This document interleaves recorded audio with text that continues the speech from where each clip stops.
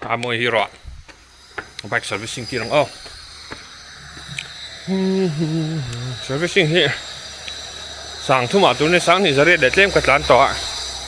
Ka long run le du don se tin. Enga mo problem. Hemi manufacturing defect ni lo ma. Ke ma ni khal na sa ta wangin. Ka tensioner dai ritlat ma ya. Tensioner timing chain tensioner sa pot thak ka tu ta. Ke tai di calcium fu thei thei lo ni he. Goi thak.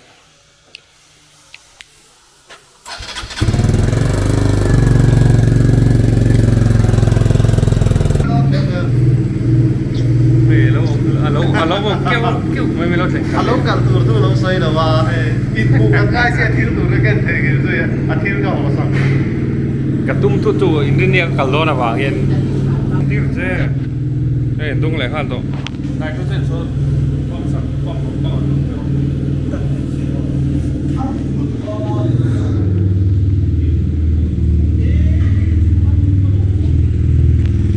alo khỏi số này tao bike big thing luôn tụi phải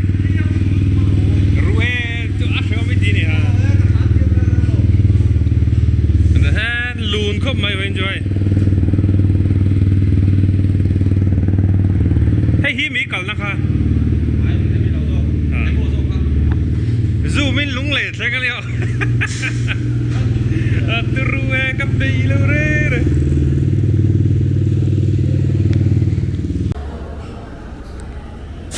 nitrogen in fill lệ đây đòn này thì theo vết đòn lắm thì plate nào mà lo nó chớl tục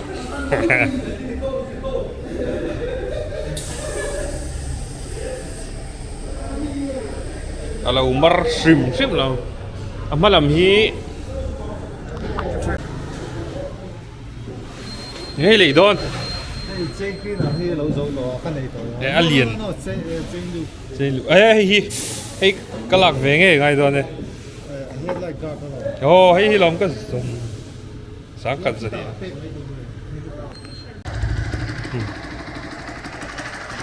cái này thì chọn error leak lên ngay mà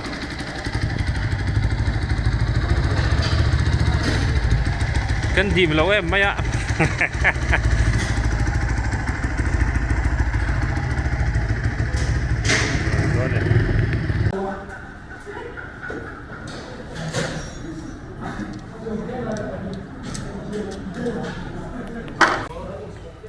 cái thác đó mình class plate chưa? Có ý nghĩa luôn. Class plate thác đó. Race này rất chắc đâu quá xiêm này.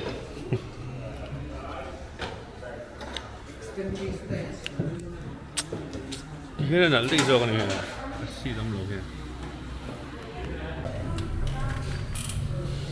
Chỗ này là nó khỏi mẹ cả. Class plate thác có chúng wall clear hay là xiêm này là cho nên chỉ là thác của bạn nó premium customer đi là ra là còn nhiều liền cái tình trạng này là có phải làm gì là chung là từ xây lại tăng cái việc này bài có chắc phá lệ số tăng á chúng bắt đầu lệ phá số của nó đó thì mình ta sang thúc đó là tan tòa mang kim về khắp luôn đúng chưa